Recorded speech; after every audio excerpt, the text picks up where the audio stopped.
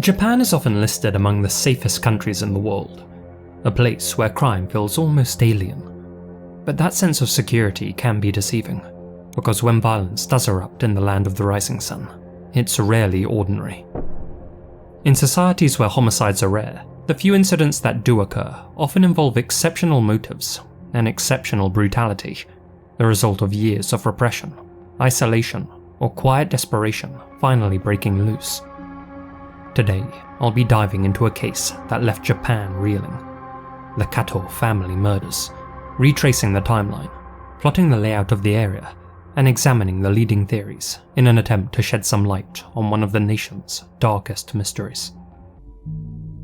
It was Tuesday, September 7th, 2004, and a typhoon warning had just been issued in Aichi Prefecture, central Japan. 8-year-old Shogo Kato and his classmates had been sent home early from elementary school, not that any of them were complaining. Shogo in particular was excited about the time off. In just 2 days, it would be his 9th birthday, so this unexpected break felt like an early present. As he walked home through the quiet, residential neighborhood of Kutsukake in Toyoake City, he neared his 2-story detached home, which he shared with his mother, Toshio, father, Hiroto, elder siblings, Yuki and Rina, and the family's latest addition, Shiba Inu, Jackie. The family had thought it wise to invest in a guard dog, and it was a good thing that they did. In recent months, a few unsettling occurrences had put the Katos on edge. Several suspicious men had been sighted roaming their quiet street. On top of that, somebody had broken into the family car, let the air out of Rina's bicycle tires, and in one chilling instance, while both parents were out of the house, tried to open the front door. Shogo had been home at the time, and had yelled out to whoever was on the other side of the door to get away. And now, as he greeted his dog at the edge of the property, his eyes were drawn to a small piece of graffiti that had recently appeared. A strip of pink paint smeared vertically on the northeast corner of the wall surrounding the household. But the child's concerns were quickly replaced with happier thoughts of balloons, presents, and the cake that his mother had no doubt baked him, as she did every year. And so he brushed off his worry and ran inside to check on the preparations. The storm arrived and passed without incident, and by the evening of September 8th, the skies were surprisingly clear. Few streetlights lined Kutsukake, but a particularly bright moon meant visibility was good. Inside number 165, Toshio, Shogo, Yuki, and Rina spent the evening watching TV and finalizing the next day's birthday celebrations. The man of the house, Hiroto, was working overtime on a particularly time-consuming project in Nagoya. He was a municipal employee and often had to stay at the office late into the night. As such, he wasn't home when the nightmare unfolded. At around 9 PM, Hiroto sent his wife, Toshio, a text telling her that he'd be working through the night so that he could take a day off for Shogo's birthday. At 11 PM, he called Toshio and reminded her to keep a spare key out for him in the usual spot. Their conversation was brief and unremarkable, aside from the fact that it was the last time Hiroto would ever speak with his wife. At approximately 4 AM on September 9th, neighbors heard female screaming coming from the Kato residence. It sounded like Toshio. This was quickly followed by, quote, the sound of people running around. Less than 30 minutes later, at around 4:25 AM, those same neighbors were again awoken by the... By the way, the Japan is considered very safe, so it is pretty weird that this kind of incident is happening. I thought that maybe this case is related to bears, because recently in Japan there were a lot of bear incidents and people were scared to even leave their houses.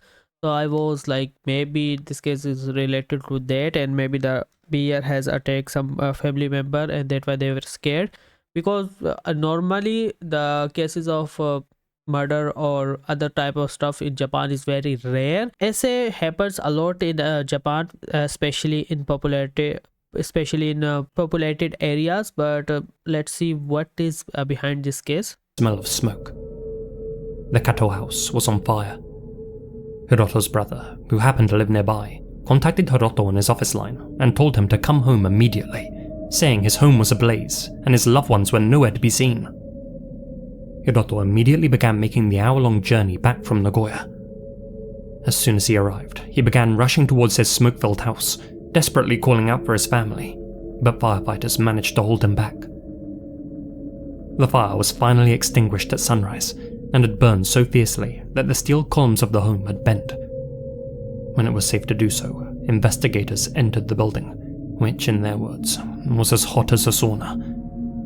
Inside, they came upon a scene of And normally Japanese house are made from completely wood, so if it catch fire, it is very deadly. pure carnage. Inspired by fellow YouTuber Rhetorica, who's made a well-researched deep dive into this mystery of his own, I've drawn up a floor plan of the property based on media descriptions, news broadcasts, and a Daterebi Site B reconstruction. The house consisted of 2 floors. On the first level were 3 main rooms. A kitchen area, accessible through this east side door, a traditional Japanese-style room, and a Western-style living space. In that living room, responders discovered the body of the youngest son, Shogo, in their words, in a half-cremated state, smouldering and unrecognizable. As detectives would later learn, he had been struck once in the head with a blunt metal object, and his cause of death was determined to be cerebral contusion. It soon became clear that this hadn't been an accidental house fire as everyone expected. The boy had been callously murdered on his 9th birthday and set alight. But he was far from the only victim. On the second floor, they found his older brother, Yuki. He too had been killed by a single blow to the head, which had caused an acute subarachnoid hemorrhage. Curiously, a blanket had been draped over his lifeless body. In contrast, the female victims had been dispatched more violently, more personally. Both were found outstretched in their respective bedrooms. Toshio had been stabbed and slashed more than a dozen times in the back and face, while Rina had been stabbed nearly 10 times in her back and other places. The wounds on both women were around 3 centimeters wide, with deep punctures from their backs to their lungs, and they had been stabbed hard enough to break their ribs. Since there was no sign of metallic chipping, police say a hard survival knife with a length of around 20 centimeters must have been used. Just like Yuki, both Toshio and Rina had been covered with blankets. The state of the bodies was confusing to say the least. Why had only the female victims been viciously stabbed? Why had Toshio, Yuki, and Rina been hidden under blankets, but not Shogo? For that matter, why was Shogo the only one found on the first floor, and not in his bedroom, when he wasn't allowed to stay up late by himself? And why had he been burned much more thoroughly than the others? Despite the commotion overheard by neighbors, there was no evidence of any defensive wounds, and it's believed that each family member was asleep when they were attacked. The use of different weapons suggested multiple perpetrators working in unison, though detectives couldn't rule out a well-prepared lone killer being the culprit. After bludgeoning and piercing their victims, the intruder, or intruders, then placed kerosene-soaked newspaper throughout the home in an apparent attempt to burn out the interior and destroy any bloodstains, fingerprints, footprints, or skin fragments. Terrifyingly, various quantities of black soot was found in the lungs of each victim, indicating that they were all still breathing when the fire was set. Detectives attempted to reconstruct the killer's movements, but unfortunately, due to the amount of fire damage, they struggled to do so effectively. Both the front and side doors to the property were locked, and there was no sign of a forced entry. The windows on the ground floor had melted, so at first, they believed that the intruder must have gained access through one of them, most likely this window at the rear of the property, as the shutter was partially raised. But neighbors pointed out that that was unlikely. Toshio obsessively kept all of the doors and windows at ground level locked to protect her kids from any would-be intruders, and certainly wouldn't have left one open. Yuki's second floor window had been open at the time, but there was no evidence that a ladder had been used to gain access. Given that the youngest victim, Shogo, had the least amount of soot in his lungs, and that he was found on the first floor, it stands to reason that he was attacked first, and that the killer or killers had truly entered on the ground level.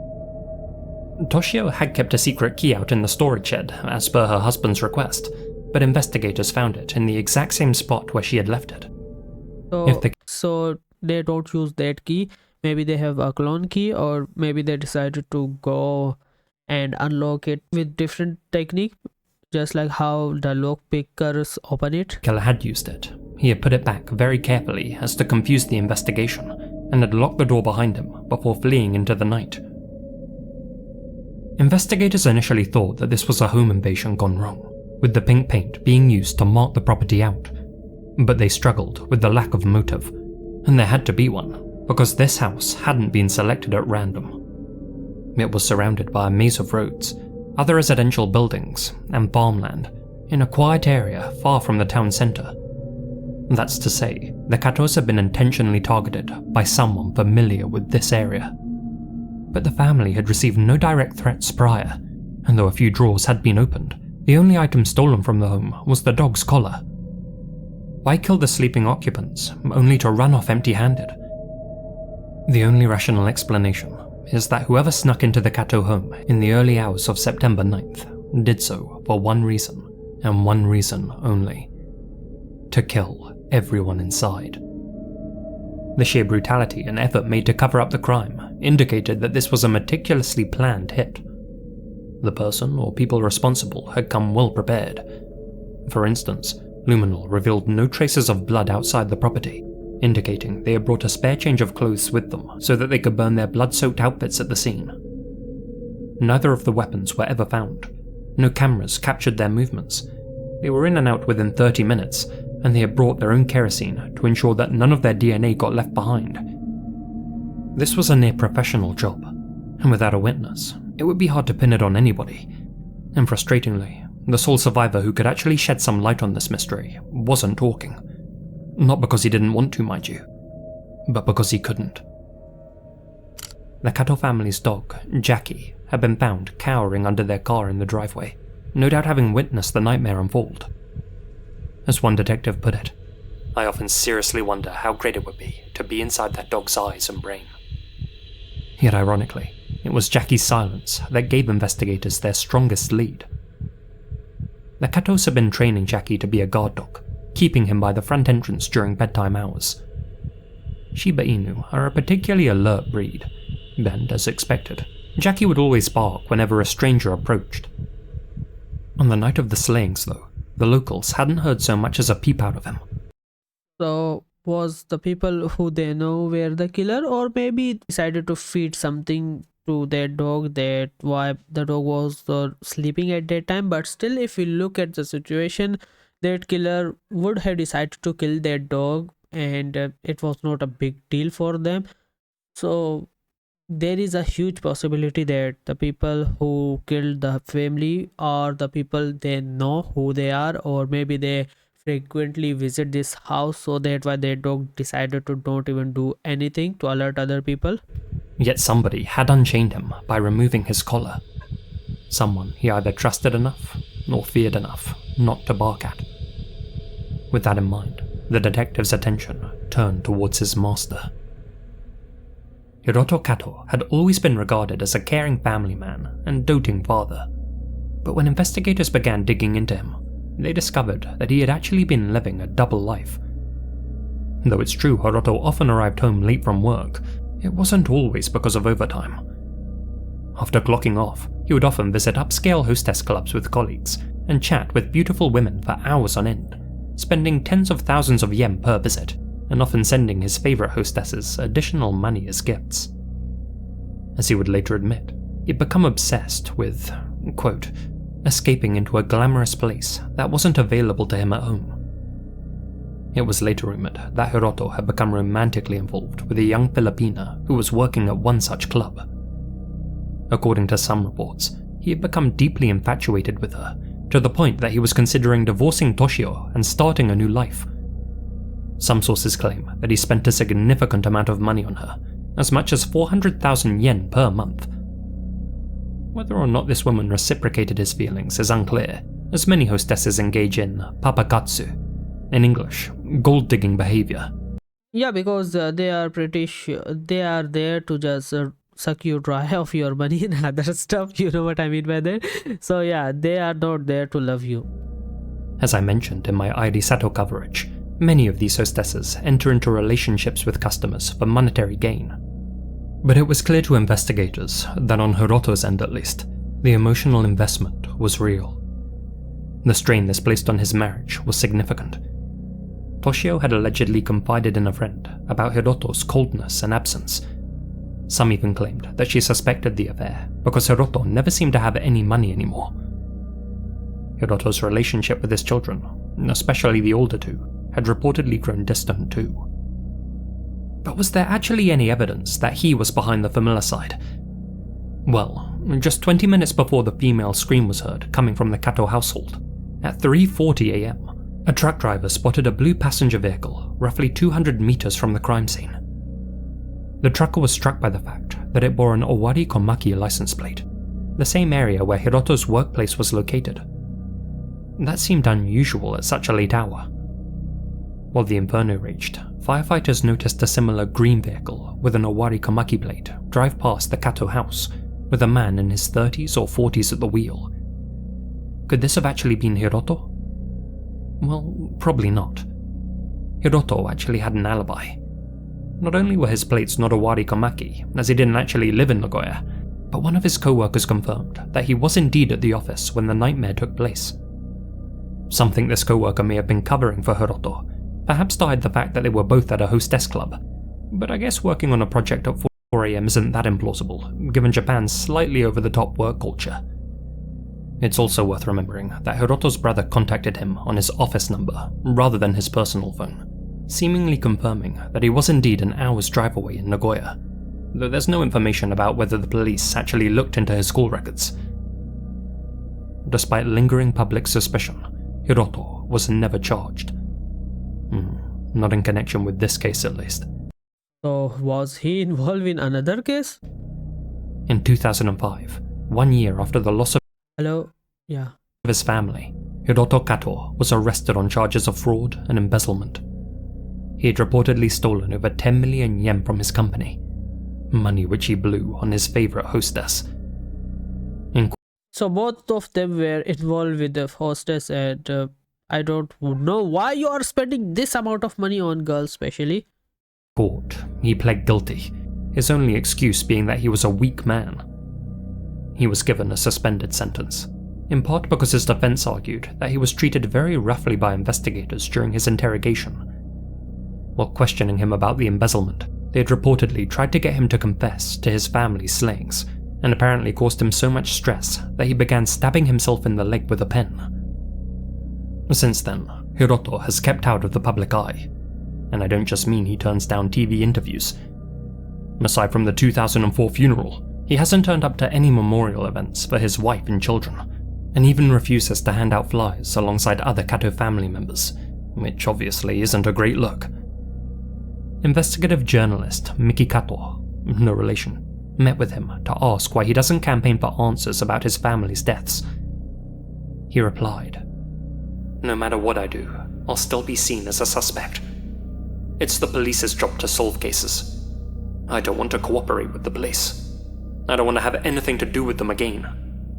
I want to be left alone. I'm scared of the media, and I'm scared of you coming here. No matter how reasonable the arguments you make, I have no intention of cooperating.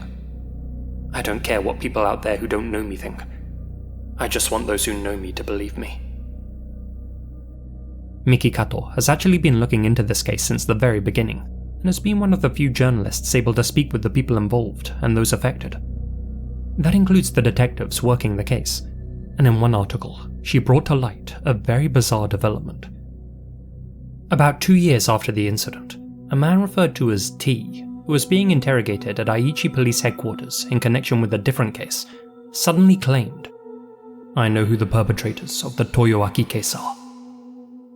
T accurately picked out photos of both Toshio and her husband's mistress, even though he had no known connection to either of them, selecting them from among a large set of women's photographs.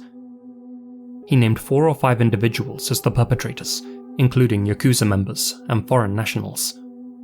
He claimed they had made a duplicate key to the Kato house, and said, I knew it. I was also thinking about there should be a duplicate key, that how they just barge inside easily. that he had gone with them there beforehand to check whether the key fit. He also reportedly drew an So wait a second, is it related to to that moment while the kid realized that somebody was trying to open that door. Maybe that time they were there to maybe clone the key, or maybe check the key there at that time. Accurate sketch of the surrounding layout. The Special Investigation Headquarters was electrified by this and spent months investigating T's story. However, over time, that story began to change, with T appearing to tailor his statements to match what he thought investigators wanted to hear. So he was trying to just make investigator happy by just saying whatever they desired to hear. In the end, his testimony was ruled unreliable and thrown out. Detectives who supported the theory of a lone perpetrator dismissed his claims entirely, but Mickey believes there may be some truth in T's story. As she wrote in a 2024 article, one former detective from the 1st Investigation Division said to me, "I believe there was a reason this crime happened on September 9th.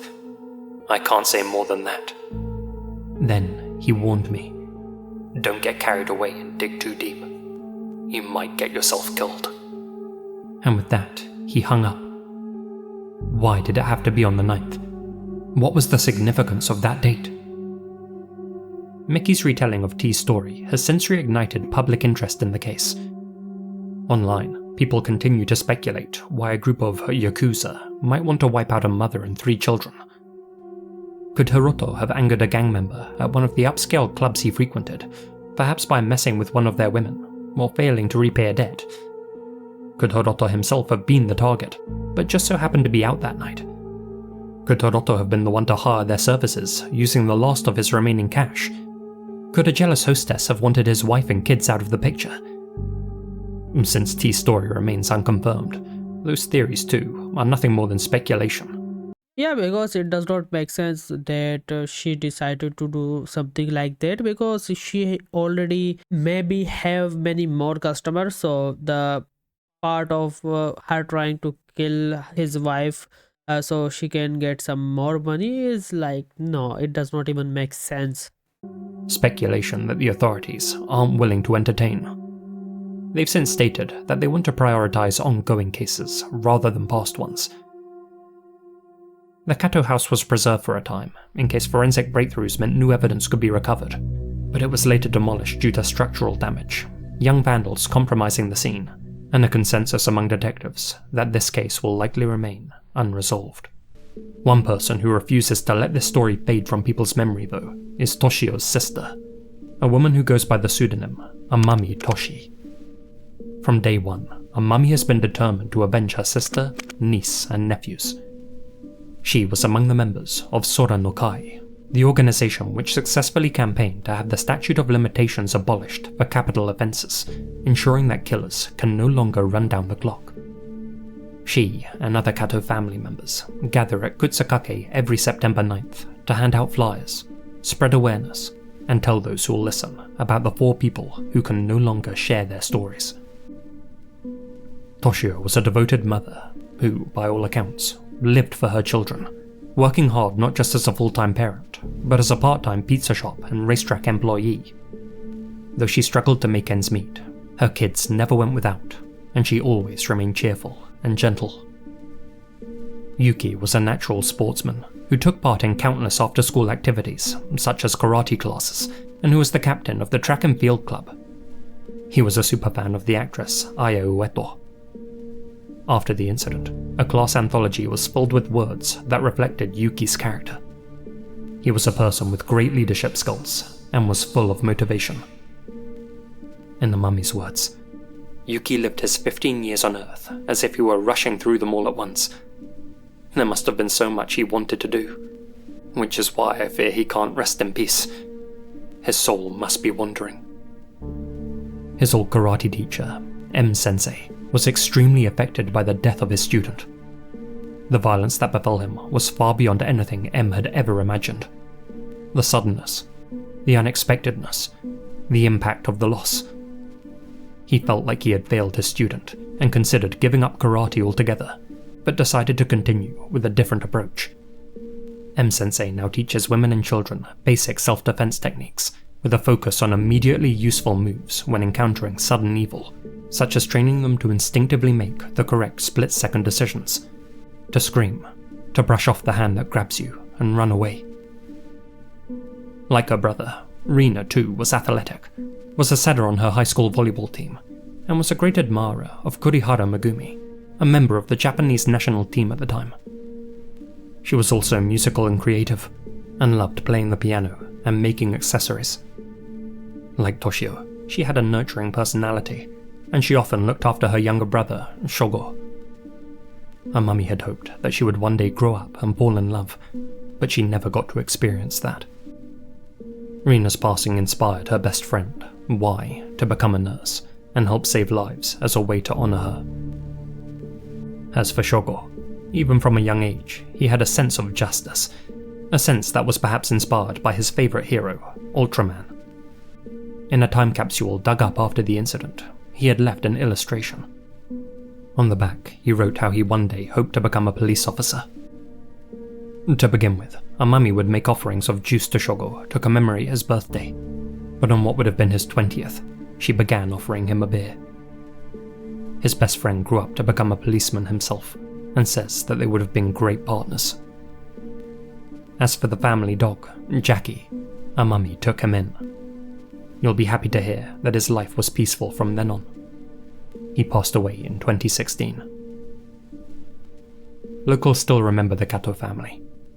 They remember the children's school events, the cheerful dog in the yard, the sound of life that once echoed from the house.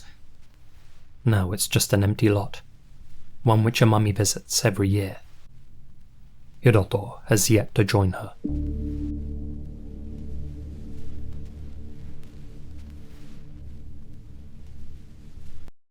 Yeah, it was pretty weird. I thought that maybe this case will be solved, but sometime some things remain mystery, and this is one of them. I have even in my country seen a lot of cases where those cases will never get solved, and they just remain like that, a mystery.